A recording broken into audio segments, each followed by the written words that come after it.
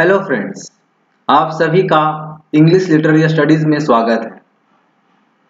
हम लोग रघुकुल तिलक के द्वारा लिखी गई book a short history of English literature पढ़ने जा रहे हैं। इससे पहले हम लोग प्रोज पार्ट के एसे सेक्शन में एंट्री कर चुके थे, जिसमें हम लोगों ने चैप्टर 11 पढ़ा। उसमें हम लोगों ने एसे के डेफिनेशंस, उसके बाद उसके कैरेक्टरिस्टिक्स और काइंड्स ऑफ एसेस पढ़े। आज हम लोग पढ़ने जा रहे हैं a brief historical survey of essays in English history. तो प्रोज पार्ट के एसे सेक्शन को हम लोग स्टडी करेंगे और जानेंगे कि कैसा रहा एसे का history of essay through Elizabethan age, Milton age and restoration age.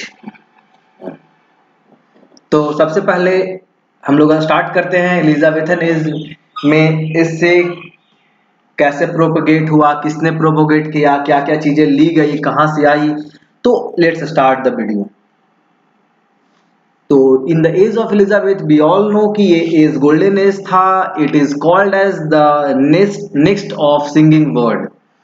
तो इस समय फ्रांसिस बैकन एक ग्रेट स्कॉलर और एक्सपेरिमेंटल लिटरेरी राइटर थे, जिन्होंने इंग्लैंड के एसेइस्ट मॉन्टेन से प्रभावित होकर एसे फॉर्म को इंग्लैंड में प्रोपोगेट किया। तो फ्रांसिस बैकन का जो लाइफ स्पैन है वो 1561 से 1626 था। इन्हें फादर ऑफ इंग्लिश एसेइस्ट भी कहते हैं। तो he is called as the father of English essay. He was the first to use the word essay in England. तो इंग्लिश हिस्ट्री में ये पहले व्यक्ति थे जिन्होंने essay वर्ड का इस्तेमाल करा। And his volume of essays published in 1597 was the first work of prose composition in this genre.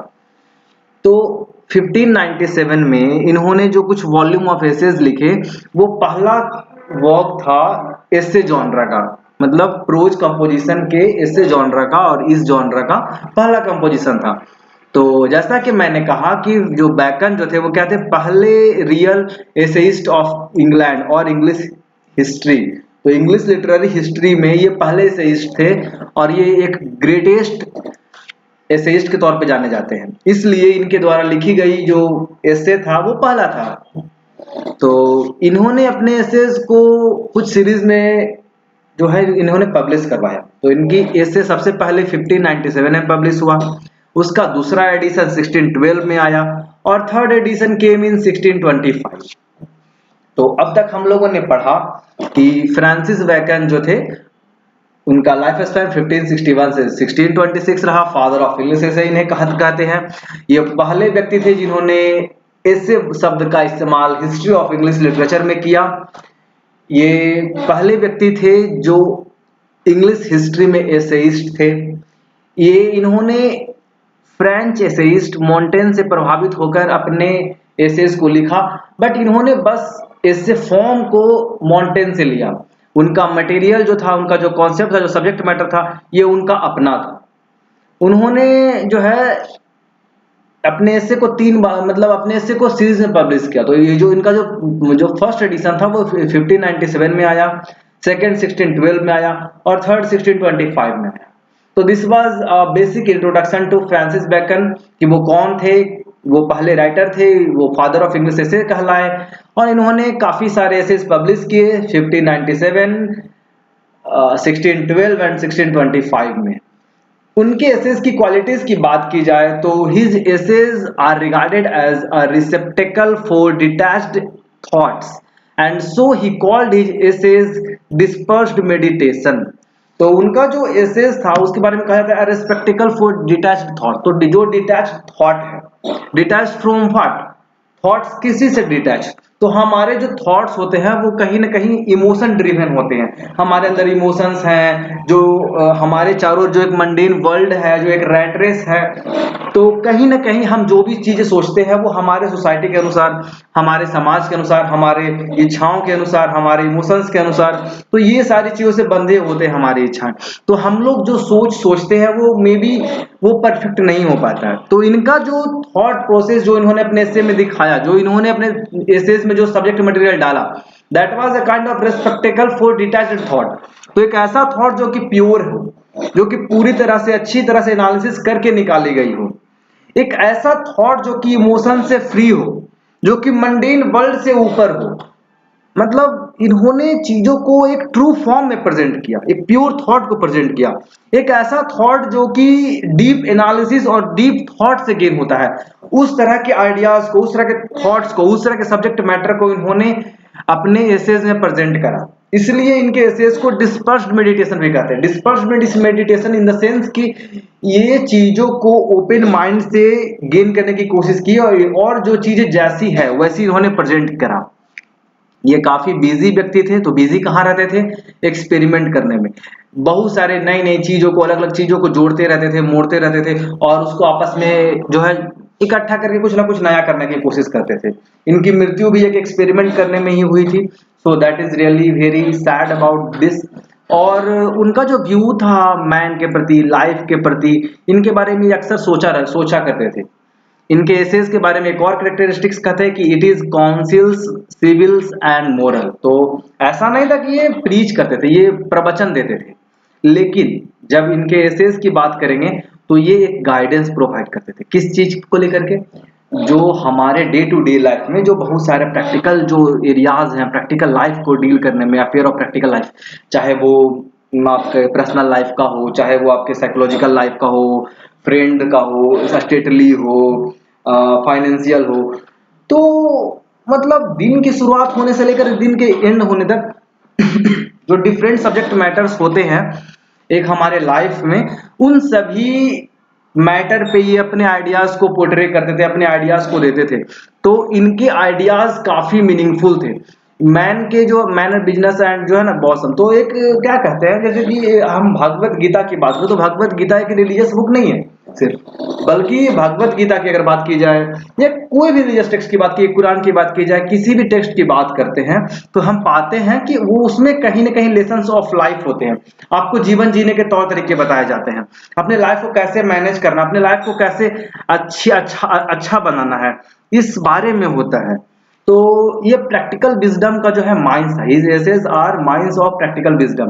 तो हम जो है किसी भी बात को कैसे रखते हैं, हमें अपनी जिंदगी कैसे जीनी चाहिए, हम अपनी जिंदगी को कैसे बेहतर कर सकते हैं, इन सभी चीजों के बारे में इन्होंने अपने एसे में पोर्ट्रे करा है। तो एक जब हम इनके एसेज की बात करते हैं तो हम देखते हैं कि इनके एसेज जो है वो फ्रेंच, इटालियन और लैटिन में पब्लिश हुआ।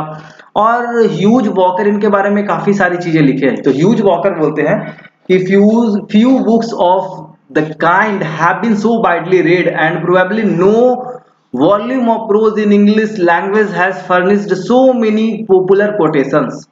तो उनकी जो बुक्स थी वो काफी ज्यादा पढ़ी गई, काफी लोगों ने पढ़ा, और शायद ही कोई बुक इंग्लिश लैंग्वेज में इतने सारे कोटेशंस दिया जितना कोटेशंस फ्रांसिस बैकन के लिटरेरी टेक्स्ट ने दिया। तो उनके बारे में कहा था कि जो बैकन के जो एसेस थे वो काफी एफोरिस्टिक काइंड में थे। एफोरिस्टिक काइंड में काफी इनका जो वर्ड जो टेक्स्ट होता था वो काफी कॉम्पैक्ट होता था, काफी कॉन्साइज होता था, काफी मीनिंगफुल होता था। And aphoristic in the sense कि ये कोटेशंस के फॉर्म में होते थे, मतलब इनके सेंटेंसेस को हम डायरेक्टली कोट के रूप में यूज कर सकते हैं। तो एफोरिस्टिक काइंड ऑफ राइटिंग्स के लिए जाने जाते हैं, logical kind of, logical, aphoristic, compact, concise, meaningful, logical. तो इस काइंड ऑफ पोएट्री के लिए ये जाने जाते हैं, और इस काइंड ऑफ पोएट्री में ये बेस्ट एसेइस्ट माने जाते हैं। तो सॉरी, पोएट्री नहीं, एसे की बात कर रहे हैं। तो यहाँ पे एक और चीज देखना को हम इसको जोड़ सकते हैं। लिटरेचर में दो ट्रेंड चला, एक चला आर्ट फॉर आर्ट सेक एंड दूसरा चला आर्ट फॉर लाइफ सेक। तो आर्ट फॉर आर्ट सेक में हम ये कहते हैं कि कोई भी लिटरेरी टेक्स्ट उसकी सुंदरता, उसके एस्थेटिक्स क्वालिटीज के लिए जानी जाती है, और दूसरा होता है आर्ट फॉर लाइफ सिक्स, मतलब आर्ट का इस्तेमाल हम अपने जिंदगी को बेहतर करने के लिए करें। तो इनके एसेज को हम सेकंड टाइप में ले सकते हैं, जहां पे इन्होंने अपने राइटिंग को काफी जो है डिक्शन के मामले में, लैंग्वेज के मामले में काफी रिफाइंड था, काफी प्रोफिशिएंट था। इनकी राइटिंग में हम जो है लॉजिक देखने को मिलेगा, स्टेटली देखने को मिलेगा, रीजन एंड लॉजिक पे ज्यादा फोकस है, एनालिसिस पैरालिसिस की बात की गई है, प्योर थॉट सब्जेक्ट मैटर की बात की गई है। इनके एसेज को पढ़कर हम अपनी लाइफ को बेहतर कर सकते हैं, ये लाइफ मैनेजमेंट में हेल्प करने वाली बुक है। तो ये सारी क्वालिटीज इनके बुक में पाई जाती है, और इस तरह की क्वालिटीज में और इस तरह की क्वालिटीज के एसेज में ये सबसे ग्रेटेस्ट पोएट माने जाते हैं। तो यहाँ पर एक और बात कहा जाता है कि बैकन के एसेज में एक क्वालिटी नहीं था जो कि इनकी एसेज को एक टॉप मोस्ट कैटेगरी में नहीं रख पाता है। तो bacon lakhs the intimacy of a style treatment of Charles Lamb. Herein lies his inferiority of essays. It is the reason for that some critics said that the essay took a wrong turn in the hand of Bacon. तो ऐसा कहा जाता है कि bacon के essays में personal element नहीं थे, इनफॉर्मल टच नहीं था, इंटीमेट टच नहीं था। तो जो ट्रीटमेंट होता है, जैसे एक एसे अगर सिर्फ स्ट्रेटली रख दिया जाए तो वो उतना पढ़ने में मजा नहीं आएगा। तो किसी भी ऐसे को पढ़ने में मजा कब आएगा, जब उसमें थोड़ा सा इंटीमेट टच हो, जब उसमें पर्सनल इंफॉर्मेशन हो, ऐसे लगे जैसे कि किसी समझदार आदमी की बातें सुन रहे हो। और उस तरह से अगर कोई फैक्ट अगर आदमी को दिया जाए तो that could be more interesting. तो जो कि चार्ल्स लैम्ब में था, इसलिए चार्ल्स लैम्ब शायद सबसे बड़े जो है, अगर एसेस्ट की बात की जाए तो उसमें चार्ल्स लैम्ब का नाम आएगा। तो बैकन में ये क्वालिटी नहीं था। अगर बैकन में ये क्वालिटी होता कि अगर वो चीजों को जो है इंटीमेट तरीके से, पर्सनल तरीके से, एक अगर उनका जो स्टाइल है, जो ornamental style, the way of portraying the subject matter, अगर वो और अच्छा होता तो शायद ये ग्रेटेस्ट राइटर होते और ग्रेटेस्ट एसेइस्ट होते। तो आगे पढ़ते हैं। ऐसे इसलिए कहा जाता है कि बैकन में जो एक ट्रीटमेंट की कमी थी, जो इंटीमेसी ऑफ स्टाइल की कमी थी, इस कारण से ऐसा कहा जाता है कि इससे जो है कि गलत टर्न लिया, इससे को ये प्रॉपरली जस्टिफाई नहीं कर पाए। ऐसा कहा जाता है कि आइडियल ऐसे जो है वो पर्सनल होना चाहिए। एक जो है लिरिक क्या है, एक प्रोज क्या है, मतलब ऐसे है जो एक ऐसा प्रोज लिरिक है जो कि एक कॉन्फिडेंशियल चैट ऑफ ए वाइस फ्रेंड की तरह है। मतलब एक समझदार जो एक दोस्त होते हैं वो आपस में किस तरह से बातें करते हैं। तो समझदार लोग आपस में अच्छी अच्छी बातें करेंगे, बड़ी बड़ी बातें करेंगे, ज्ञान की बातें करेंगे। तो ज्ञान की बातों को एक फ्रेंडली चैट के रूप में प्रेजेंट करना, एक इंटीमेट तरीके से प्रेजेंट करना, ये होना चाहिए एक ऑथर का कोई भूमिका। ह्यूज वॉकर कहते हैं कि जो एक लाइटनेस, जब ऐसे कोई लिख रहा हो तो एक लाइटनेस होना चाहिए, एक इजीनेस होना चाहिए, एक प्रॉपर वे में उसको लिखा जाना चाहिए, उसके स्टाइल पे फोकस करना चाहिए, और एक confidential relationship between author and reader. तो रीडर एंड ऑथर इस तरह से जब रीडर उस चीज को पढ़े तो उसको लगे कि ऑथर उसे बातें कर रहा है, कुछ बात बता रहा है, मतलब एक पर्सनल टच होना चाहिए। ऐसा लगना चाहिए रीडर जब पढ़े कि ऑथर उसे बात कर रहा है, means it should assume real. उसे ऐसा ना लगे कि वो बुक पढ़ रहा है, बल्कि उसे ऐसा लगे कि वो रियली में किसी आदमी से बात कर रहा है। Then that kind of essay will be called a great essay. तो ऐसा कहा जाता है कि बैकन की बात करें तो वो डायरेक्टली स्ट्रेटली लिख देते हैं चीजों को, मैग्निफिसेंटली लिखते हैं, कभी इनफॉर्मल या चैटी फ्रेंड की तरह नहीं लिखते। तो वो चीजों को सिंपली लिख देते, जो जैसा है वैसा है। The dry light of reason always जो है होप्स ओवर, जो है ये जो है मतलब जो एक ड्राई लाइट ऑफ रीजन, मतलब रीजन लॉजिक हमेशा जो है ऊपर में होता है। एक जो इमोशंस का पोर्ट्रियल होता है, जो एक ह्यूमर का पोर्ट्रियल होता है, that is not found in his essays. कोई टेंडरनेस नहीं आपको देखने को मिलेगा, कोई जो है एक पैथोस देखने को नहीं मिलेगा, जो एक इंटीमेसी देखने को नहीं मिलेगा। तो ये सारी चीजें इसमें लैक करती है। तो जो ह्यूज वॉकर जैसे एसेइस्ट है, उनका ये जो ह्यूज वॉकर जैसे जो हिस्टोरियन है, उनका मानना है कि एसे में एक जो है पर्सनल टच होना चाहिए, एक इंटीमेट टच होना चाहिए। जिस तरह से एसेज लिखा जाता है वो काफी रिफाइंड होना चाहिए, वो पॉलिश्ड होना चाहिए। तो ये चीज जो है इनमें कमी पाई जाती है। इनके एसे में क्या देखने को मिलेगा, रीजन देखने को मिलेगा, सर्चिंग एनालिसिस, ये चीजों को ढूंढने में लगे रहते हैं, कुछ ना कुछ एनालिसिस करने के सोचते हैं। ये जो है विचार को जो है के वेट को मतलब कहीं ना कहीं वैल्यू देते हैं कि वो जो थॉट है वो थॉट स्ट्रांग होना चाहिए। In his essay may be in undress, his style may not be refined, polished as evening dress of man of fashion. तो उनके उनके बारे में ये लिखते हैं कि इनका जो है अनड्रेस की तरह है, मतलब इनका जो स्टाइल है रिफाइन नहीं रहेगा, कोई पॉलिश्ड नहीं रहेगा। एक इवनिंग मैन ऑफ जो है, evening dress of a man of fashion. जब हम मतलब इवनिंग, जो इवनिंग की बात की जा रही है तो कहीं ना कहीं मैं वहाँ के कल्चर से रिलेट कर रहा हूँ कि शाम में जो पार्टियां होती है तो लोग प्रॉपरली ड्रेस करके जाते हैं, एक प्रॉपर रिफाइंड वे में, काफी पॉलिश्ड वे में। आप भी कभी पार्टी में जाते हो तो अपने आप को अच्छी तरह से रिफाइन करते हो, अपने आप को बहुत अच्छी तरह से आप प्रेजेंट करते हो ताकि आप अच्छे लगो दिखने में, ताकि आप अच्छे हो। You are a good man but after all you are judged by the kind of dress you bear. तो वही कहना है कि अगर जैसे ऐसे ही लिख रहे हैं तो इनके एसेज में रिफाइनमेंट की, पॉलिश की, जो इंटीमेट टच की वो कमी है। उस कारण से इनके एसेज उतना परफेक्ट नहीं दिखता जितना दिखना चाहिए, और जितना वो दिखेगा अगर वो ये प्रॉपरली करेंगे तो इनका क्या है, एक जो है जो काफी स्ट्रिक्टली, काफी क्लियर है, काफी बोल्ड है।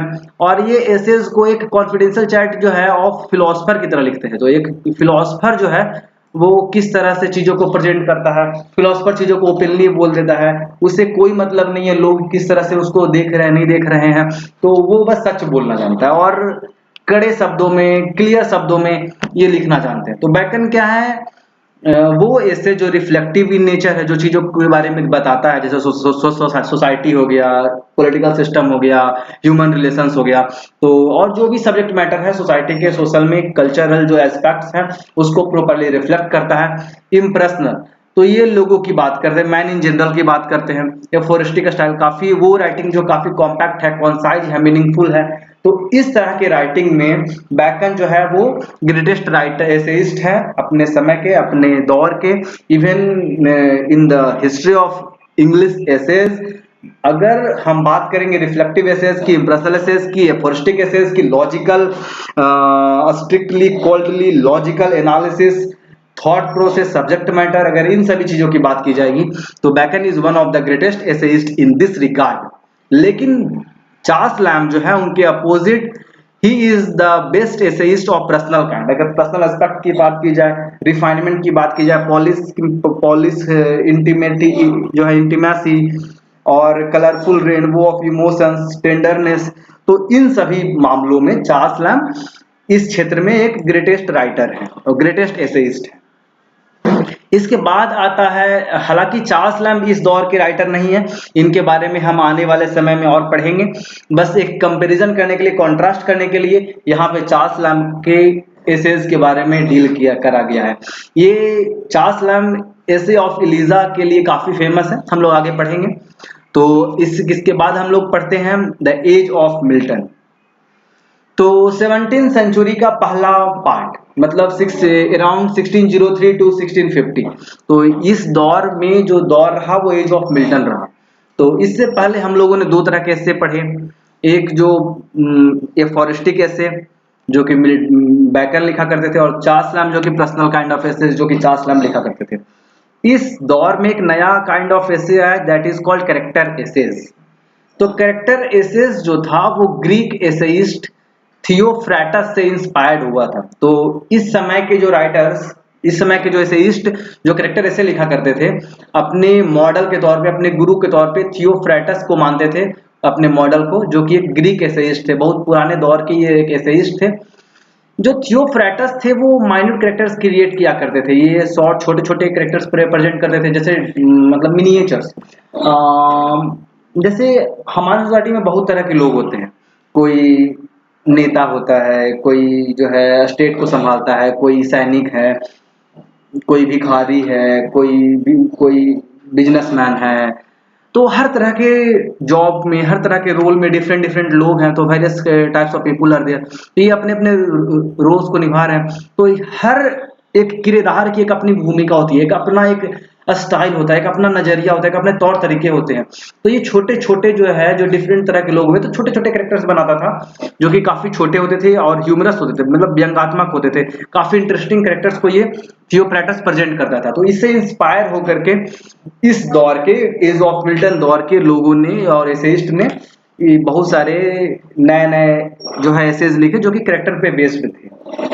तो इस समय जो एसेइस्ट हुए वो हुए जोसेफ हॉल, उसके बाद John earl, sir Thomas ओवरबरी।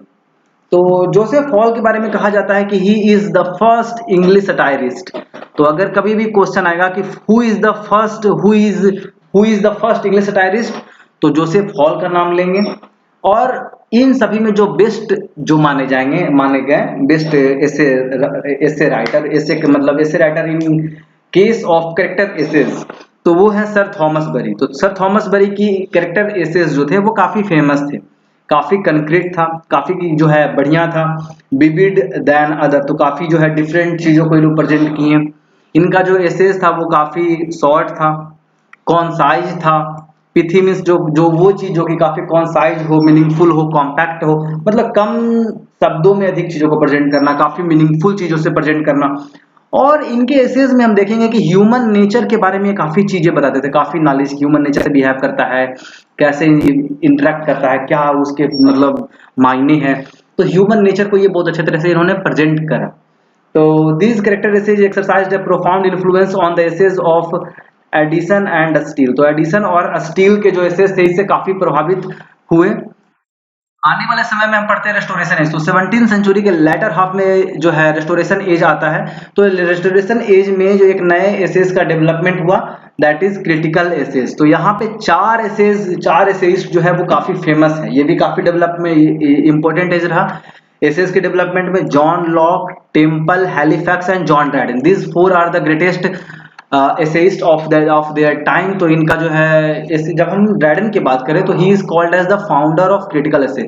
Question में आ सकता है कि who is the founder of critical essays, तो इसमें नाम आएगा जॉन ड्राइडन का। तो जॉन ड्राइडन का जो एसेस था वो काफी प्रोफाउंड था, काफी जो है वो काफी रिफाइंड था। तो यहाँ पर दो शब्दों का जिक्र किया गया है, एक है प्रीफेस और एक है डेडिकेशन। तो प्रीफेस किसी भी लिटरेरी टेक्स्ट से पहले उसके एक शॉर्ट इंट्रोडक्शन होता है, उसे हम प्रीफेस बोलते हैं। डेडिकेशन किसी खास चीज को एक्सप्लोर करने के लिए डेडिकेशन का इस्तेमाल किया जाता है। तो इन सभी चीजों को ड्राइडन ने क्रिटिकल फॉर्म में लिखा, तो ये क्रिटिकल एसेस के फॉर्म में लिखा। तो ड्राइडन का जो अगर कंट्रीब्यूशन की बात की जाए तो सबसे पहले तो he is called as the founder of critical essays. हालांकि John Locke, Temple, Halifax, Dryden, this four are really great names when we talk of essayist in English literature history. अब हम बात करते हैं कि ड्राइडन का क्या इंपॉर्टेंस रहा। तो इससे पहले हम लोगों ने पढ़ा बैकन का एफोरिस्टिक स्टाइल जो कि लॉजिकल बेस्ड था। उसके बाद आया था चार्ल्स लैम्ब का। तो चार्ल्स लैम्ब के जो एसेज है वो पर्सनल टच के लिए जाने गए। उसके बाद ओवरबरी जो थे वो कहीं ना कहीं कैरेक्टर एसेज के बारे में इन्होंने जिक्र किया। यहाँ पे क्रिटिकल एसेज की बात की जाए, क्रिटिकल इन द सेंस कि जो हमारे सोसाइटी में जो सिंपल चीजें हो रही है, जो मंडीन वर्ल्ड में जो चीजें हो रही है, उसको हम लोग पोर्ट्रे करने के लिए लिखेंगे। समाज में जो चीजें हो रही है, क्या हो रही है, नहीं हो रही है, उसके बारे में अपने राय को, अपने जो एक्सप्रेशन को, अपने ओपिनियन को प्रेजेंट करने के लिए ये यूज किया जाएगा। तो ड्राइडन ने एक middle style of English pros develop किया। तो मिडिल स्टाइल कैसा प्रोज था, ये जो है जो आम जैसा ना, ये आम जिंदगी है, तो आम जिंदगी की आम बातों को पोर्ट्रे करने के लिए जो है मिडिल स्टाइल यूज किया गया। ये ऑर्नेटेड नहीं था, ये पॉलिश्ड काफी नहीं था, ये सिंपल एक लैंग्वेज है जिसको यूज किया गया सिंपल बातों को पोर्ट्रे करने के लिए। तो यहाँ पे देखते हैं कि एक स्टाइल जो कि ज्यादा सुटेबल था मिसलेनियस पर्पसेस के लिए, बजाय कि ornate style of his predecessor. तो इससे पहले जो लोग थे उन्होंने लैंग्वेज को रिफाइंड वे में प्रेजेंट किया कि लैंग्वेज जो है वो सुंदर हो, वो देखने में अच्छा लगे, वो समझने में अच्छा लगे।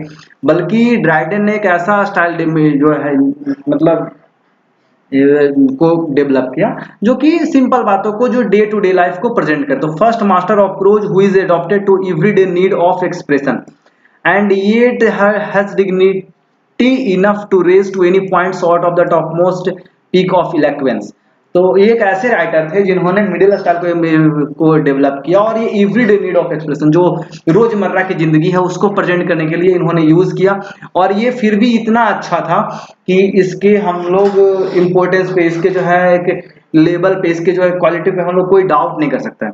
And it was in itself a kind of one of the greatest kind of creation he created. His style was really a great development in the field of the essays writing। तो essay writing में इनका development काफी important रहा। तो हम लोगों ने इन चीजों को पढ़ा। आने वाले समय में हम 18th century, 19th century, romantic age, Victorian age, modern age के समय में इससे कैसे डेवलप किया उसको हम लोग पढ़ेंगे। So stay tuned, thank you.